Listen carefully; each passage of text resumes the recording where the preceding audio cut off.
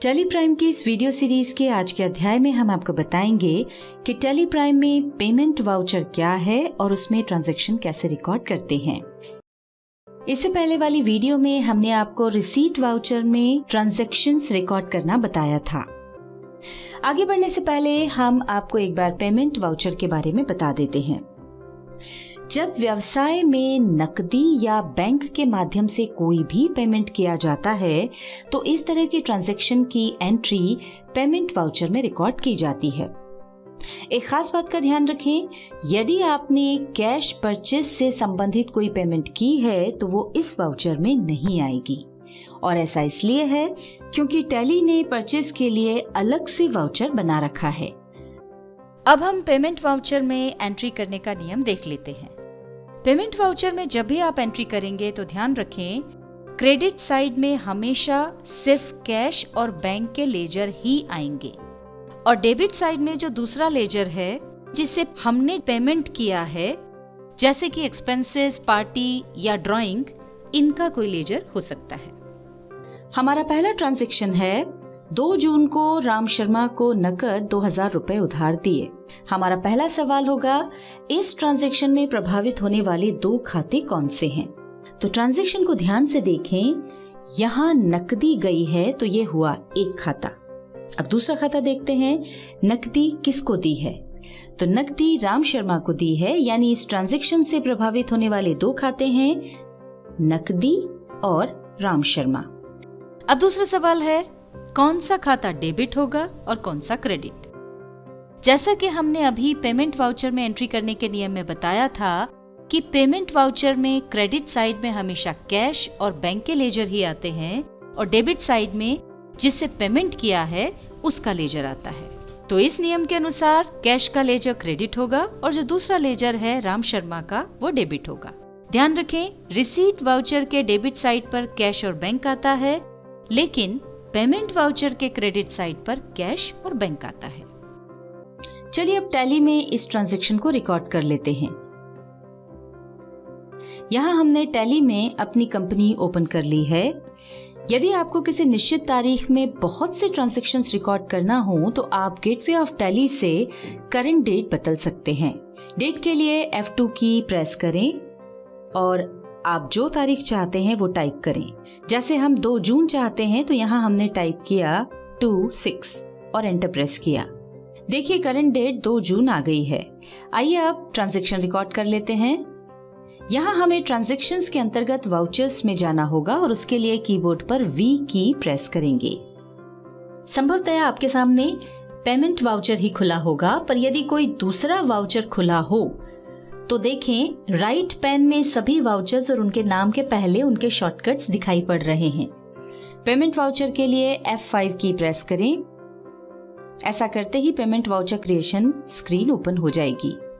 अभी हम डेट पर हैं और डेट में वही तारीख दिखाई पड़ रही है जो हमने करंट डेट में ली थी। यहाँ हम आपको एक बात समझाना चाहेंगे। मान लीजिए आपको किसी एक ही तारीख में कई ट्रांजैक्शंस रिकॉर्ड करना है, यानी आपको बार बार डेट बदलने की जरूरत नहीं है, तो फिर बार बार डेट फील्ड पर क्यों जाएं? डेट फील्ड पर जाने से बचने के लिए आपको कॉन्फ़िगरेशन में कुछ चेंज करना होगा। उसके लिए F12 की प्रेस करें। अब यहाँ शो मोर कॉन्फ़िगरेशन यदि नो हो तो बैक स्पेस की से उस पर जाएं और यस टाइप करके एंटर प्रेस कर दें। अब यहाँ दिखाई पड़ रहे option skip the date field during voucher creation को यस कर दें और फिर इस विंडो को एक्सेप्ट कर लें। ऐसा करने से अब ये होगा कि भविष्य में आप जब भी कोई वाउचर बनाएंगे तो डेट फील्ड में कर्सर नहीं आएगा, और जब भी आपको वाउचर की डेट बदलना हो तो डेट की शॉर्टकट की है F2, इसे प्रेस करके आप डेट बदल सकते हैं। हमें 2 जून में ही वाउचर बनाना है, इसलिए हम आगे बढ़ रहे हैं। इसमें पर्टिकुलर्स में DR यानी डेबिट ऊपर आ रहा है, जबकि हमने रिसीट वाउचर में यहाँ पर क्रेडिट लिखा हुआ देखा था। उसका कारण ये है कि टैली ने हमारी सुविधा के लिए पेमेंट वाउचर में ऊपर डेबिट दिया है। डेट के बाद हम DR पर आ गए हैं। अब यहाँ हमें राम शर्मा का लेजर सिलेक्ट करना है क्योंकि हमें उसे डेबिट करना है। देखिए राइट साइड में एक लिस्ट ऑफ लेजर अकाउंट्स आ रही है, पर इसमें राम शर्मा का नाम नहीं है क्योंकि हमने उसका लेजर बनाया ही नहीं है। तो ये लेजर हम यहीं से बना सकते हैं। उसके लिए ऑल्टर और सी कीज को प्रेस करेंगे। देखिए लेजर क्रिएशन विंडो आ गई है। नेम में हम राम शर्मा टाइप कर रहे हैं।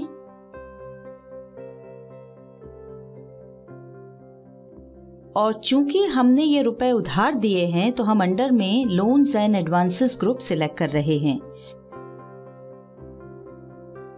यदि आप ग्रुप का निर्णय नहीं कर पा रहे हो तो लिस्ट ऑफ अकाउंट्स की मदद ले सकते हैं। अब कंट्रोल और ए कीज से इस विंडो को एक्सेप्ट कर लें। देखिए ऐसा करते ही डेबिट में पार्टी का नाम आ गया है। अब यहाँ पर अमाउंट डालना होगा। अमाउंट डाल करके एंटर प्रेस करें। एंटर प्रेस करते ही आप नीचे वाली लाइन में आ जाएंगे। यहाँ पर CR दिखाई पड़ रहा है और हमें यही चाहिए। एंटर प्रेस करें। अब यहाँ क्रेडिट में पहले बताए अनुसार लेजर सेलेक्ट करें। हम कैश अकाउंट सेलेक्ट कर रहे हैं। देखिए ऐसा करते ही हमने जो राशि डेबिट में लिखी थी वही राशि क्रेडिट में भी आ गई है। एंटर प्रेस करें। अब नरेशन में आपने ऊपर जो ट्रांजैक्शन किया है उसका संक्षिप्त विवरण दे दें।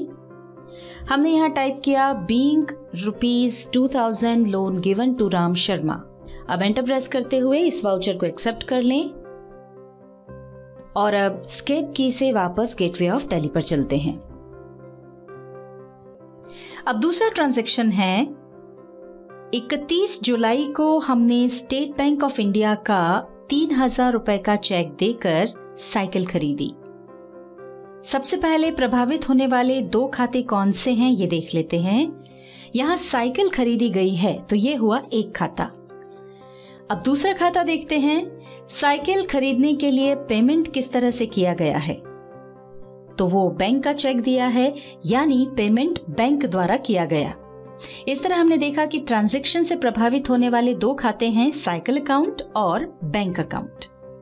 यहाँ हमारा बैंक अकाउंट से तात्पर्य है स्टेट बैंक ऑफ इंडिया से। अब दूसरा सवाल है कौन सा खाता डेबिट होगा और कौन सा क्रेडिट।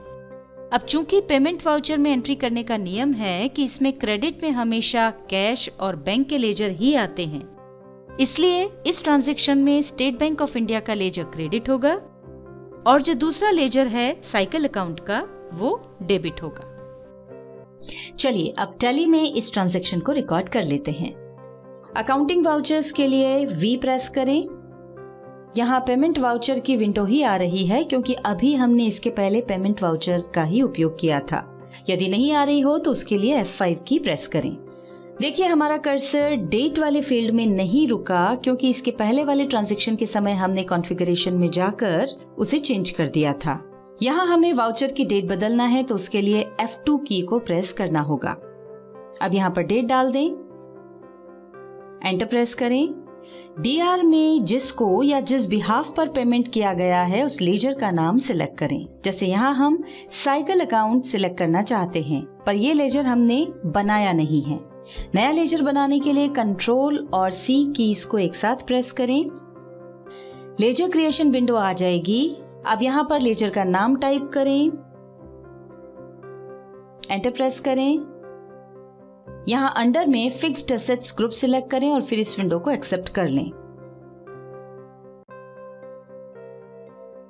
देखिए ऐसा करते ही डेबिट में अकाउंट का नाम आ गया है। अब हमें यहाँ अमाउंट डालना होगा।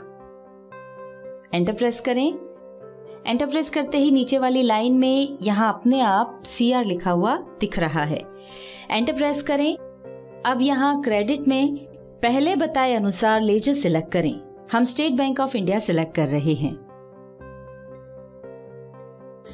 देखिए ऐसा करते ही हमने जो राशि डेबिट में लिखी थी वही राशि क्रेडिट में भी आ गई है। अब एंटर प्रेस करें।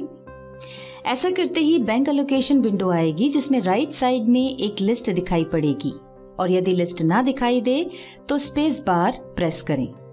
यहाँ लिस्ट में कुछ ट्रांजैक्शन टाइप दिखाई पड़ रहे हैं। पेमेंट के अन्य ट्रांजैक्शन टाइप देखने के लिए शो मोर पर क्लिक करें या उस पर जाकर एंटर प्रेस करें। ऐसा करते ही सभी ट्रांजैक्शन टाइप्स दिखाई पड़ने लगेंगे।